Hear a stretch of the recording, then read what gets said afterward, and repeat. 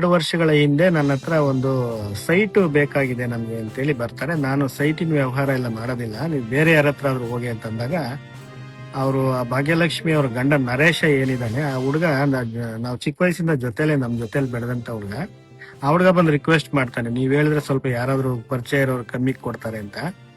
ಸರಿ, ನಾನು ಆ ಹುಡುಗನ ಮುಖ ನೋಡ್ಕೊಂಡು ಇಲ್ಲಿ ದೊಡ್ಡಬಳ್ಳಾಪುರದಲ್ಲಿ ರಾಜಣ್ಣ ಅಂತ ಒಬ್ಬಿದ್ದಾರೆ, ಅವ್ರು ನಮ್ಮೂರಲ್ಲೇ ಒಂದು ಲೇಔಟ್ ಮಾಡಿದ್ದಾರೆ.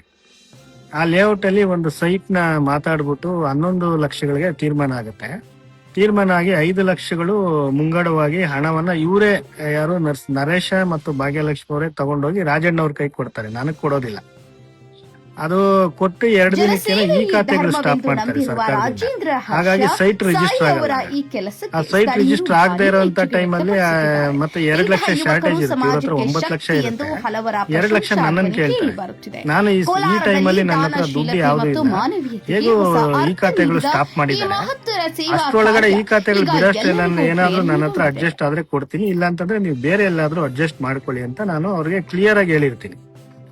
ಅದಾದ್ಮೇಲೆ ಇವರು ಬಹಳ ಲೇಟ್ ಆಗ್ತಾ ಇದೆ, ನಮ್ಗೆ ಸೈಟ್ ಬೇಡ ಅಂತ ಹೇಳ್ತಾರೆ. ನಾನು ರಾಜಣ್ಣ ಅವ್ರಿಗೆ ಫೋನ್ ಮಾಡಿ ಹೇಳ್ತೀನಿ. ರಾಜಣ್ಣ ಅವರು ಅವ್ರ ಮನೆಗೇನೆ ತಗೊಂಡೋಗಿ 5 ಲಕ್ಷ ರೂಪಾಯಿನ ದುಡ್ಡನ್ನ ಅವ್ರಿಗೆ ವಾಪಸ್ ಕೊಟ್ಟಿರ್ತಾರೆ. ಸೊ ಅಲ್ಲಿಗೆ ವ್ಯವಹಾರ ಕ್ಲಿಯರ್ ಆಯ್ತು. ಇದಾದ್ಮೇಲೆ ಇವ್ರೇನ್ ಮಾಡ್ತಾರೆ, ಈ ಭಾಗ್ಯಲಕ್ಷ್ಮಿ ಅನ್ನೋ ಹೆಂಗಸು ನನಗೆ ಫೋನ್ ಮಾಡಿ ಪದೇ ಪದೇ ಫೋನ್ ಮಾಡ್ಬಿಟ್ಟು ಸಲಿಗೆಯಿಂದ ಅಥವಾ ಕ್ಲೋಸ್ ಆಗಿ ಮಾತಾಡಕ್ಕೆ ಟ್ರೈ ಮಾಡ್ತಾರೆ.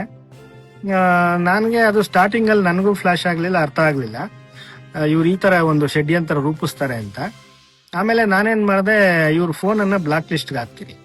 ಬ್ಲಾಕ್ ಲಿಸ್ಟ್ ಹಾಕಿದ್ಮೇಲೆ ಅವರು ಹೊಸ 3-4 ನಂಬರ್ಗಳಿಂದ ನನಗೆ ಫೋನ್ ಮಾಡಿ ಮಾತಾಡಕ್ಕೆ ಪ್ರಯತ್ನ ಮಾಡ್ತಾರೆ. ನಾನು ಆಗಾನು ಇವರೇ ಅಂತ ಗೊತ್ತಾದ್ಮೇಲೆ ಆ ನಂಬರ್ಗಳನ್ನೆಲ್ಲ ಬ್ಲಾಕ್ ಲಿಸ್ಟ್ ಆದ್ಮೇಲೆ ವಾಟ್ಸಪ್ ಗಳಲ್ಲಿ ಮೆಸೇಜ್ ಕಳಿಸ್ತಾರೆ ನನಗೆ, ಪ್ಲೀಸ್ ಕಾಲ್ ಮಾಡಿ, ನಿಮ್ಮ ಹತ್ರ ಮಾತಾಡ್ಬೇಕು, ಹಾಗೆ ಹೀಗೆ ಅಂತೇಳಿ ಮೆಸೇಜ್ಗಳು, ಸುಮಾರು ಮೆಸೇಜ್ಗಳು ಹಾಕಿದ್ದಾರೆ. ಹಾಕ್ಬಿಟ್ಟು ಒಂದೇ ನಿಮಿಷಕ್ಕೆ ಡಿಲೀಟ್ ಮಾಡ್ಬಿಡ್ತಾರೆ. ವಾಟ್ಸಪ್ ಅಲ್ಲಿ ಮೆಸೇಜ್ ಹಾಕಿ ನಾನು ನೋಡಿದ್ರೆ ಅಲ್ಲಿ ಬ್ಲೂಟಿಕ್ ಹೋಗುತ್ತಲ್ಲ, ಬ್ಲೂಟಿಕ್ ಹೋದ ತಕ್ಷಣ ಇಮಿಡಿಯೇಟ್ ಡಿಲೀಟ್ ಮಾಡ್ತಾ ಇದ್ರು. ನನ್ಗೆ ಯಾಕೆ ಈ ರೀತಿ ಮಾಡ್ತಾ ಇದಾರೆ ಅಂತ ಆ ನಂಬರ್ಗಳನ್ನೆಲ್ಲ ಬ್ಲಾಕ್ ಲಿಸ್ಟ್, ವಾಟ್ಸಪ್ ಅಲ್ಲೂ ಬ್ಲಾಕ್ ಲಿಸ್ಟ್ ಮಾಡಿದ್ಮೇಲೆ ಫೇಸ್ಬುಕ್ ಅಲ್ಲಿ ಮೆಸೆಂಜರ್ ಅಲ್ಲಿ ಮೆಸೇಜ್ ಹಾಕಿದ್ದಾರೆ ನನಗೆ, ಪ್ಲೀಸ್ ಕಾಲ್ ಮೀ, ಸಾರಿ, ಹಾಗೆ ಹೀಗೆ ಅಂತ. ಅದಾದ್ಮೇಲೆ ಇವರು ನನ್ನ ವಿರುದ್ಧ ಷಡ್ಯಂತ್ರ ರೂಪಿಸ್ಬೇಕು ಅಂತೆ. ಈ ಘಟನೆ ಎಲ್ಲ ನಡೆದು 2 ವರ್ಷಗಳ ಹಿಂದೆ ನಡೆದಿರುವಂತ ಘಟನೆ. ಇವರು ಹೇಗಾದ್ರೂ ಮಾಡಿ ನನ್ನ ಹತ್ರ ದುಡ್ಡು ವಸೂಲಿ ಮಾಡಬೇಕು ಅಂತೇಳಿ ಹನಿ ಟ್ರಾಪ್ ಪ್ಲಾನ್ ಮಾಡ್ಬಿಟ್ಟು ಹಣಕ್ಕೋಸ್ಕರ ಬ್ಲಾಕ್ ಮೇಲ್ ಮಾಡಿ ನನ್ನನ್ನ 6ನೇ ತಾರೀಕು, ನಮ್ಮೂರಲ್ಲೇ ಇದ್ದಂತ ಮಹಿಳೆ 6ನೇ ತಾರೀಕು ಅವ್ರ ತವ್ರ ಮನೆಗೆ ಹೋಗಿ ಎಲ್ಲೋ ಒಂದ್ ಕಡೆ ನಿಗೂಢವಾದಂತ ಜಾಗಕ್ಕೆ ಹೋಗ್ತಾರೆ.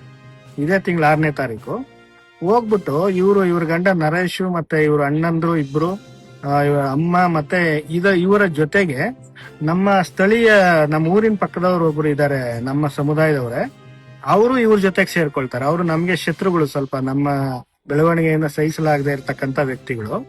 ಅವರು ಇವರೆಲ್ಲ ಜೊತೆಗೆ ಕೂಡ್ಕೊಂಡು 9ನೇ ತಾರೀಕು ಇನ್ಸ್ಟಾಗ್ರಾಮ್ ಅಲ್ಲಿ 2 ವಿಡಿಯೋಗಳನ್ನ ಬಿಡ್ತಾರೆ. ಮೊದಲನೇ ವಿಡಿಯೋದಲ್ಲಿ ನಂದು ಫೋಟೋ ಹಾಕ್ಬಿಟ್ಟು ಈ ಸ್ವಾಮೀಜಿ ಅವರು ಒಳ್ಳೆಯವರು ಅಂತ ಹೇಳಿ ಅಷ್ಟೇ ಇರುತ್ತೆ ಒಂದು ವಿಡಿಯೋ. 2ನೇ ವಿಡಿಯೋದಲ್ಲಿ ನನ್ನ ಹೆಸರು ಬಳಸೋದಿಲ್ಲ, ನನ್ನ ಫೋಟೋನು ಬಳಸೋದಿಲ್ಲ. ಈ ಸ್ವಾಮೀಜಿ ಅವರು 5,000 ಕೊಟ್ರೆ ರೂಮ್ ಕರೀತಾರೆ ಹೆಣ್ಮಕ್ಳನ್ನ ಅಂತೇಳಿ ಹೇಳ್ತಾರೆ. ಇದು ಆತರ ನಾನು ಏನಾದ್ರೂ ಅವ್ರ ಹತ್ರ ಹೇಳಿದ್ರೆ, ಆ ವಿಡಿಯೋ ಅಥವಾ ಏನಾದ್ರು ಇದ್ರೆ, ಅದು ಸಾಕ್ಷಿ ಇದ್ರೆ ಅದು ತೋರಿಸ್ಲಿ. ನನಗೆ ಸಾಕಷ್ಟು ಹೆಣ್ಮಕ್ಳು, ನಮ್ಮ ಕಮ್ಯುನಿಟಿ ಅವರು, ಬೇರೆ ಕಮ್ಯುನಿಟಿ ಎಲ್ಲಾರು ಪರಿಚಯ ಇದಾರೆ. ನಾನು ಯಾವತ್ತೂ ಅವ್ರ ಹತ್ರ ಯಾವ ಹೆಣ್ಮಕ್ಳನ್ನ ಹತ್ರನೂ ಆತರ ಮಾತಾಡಿಲ್ಲ.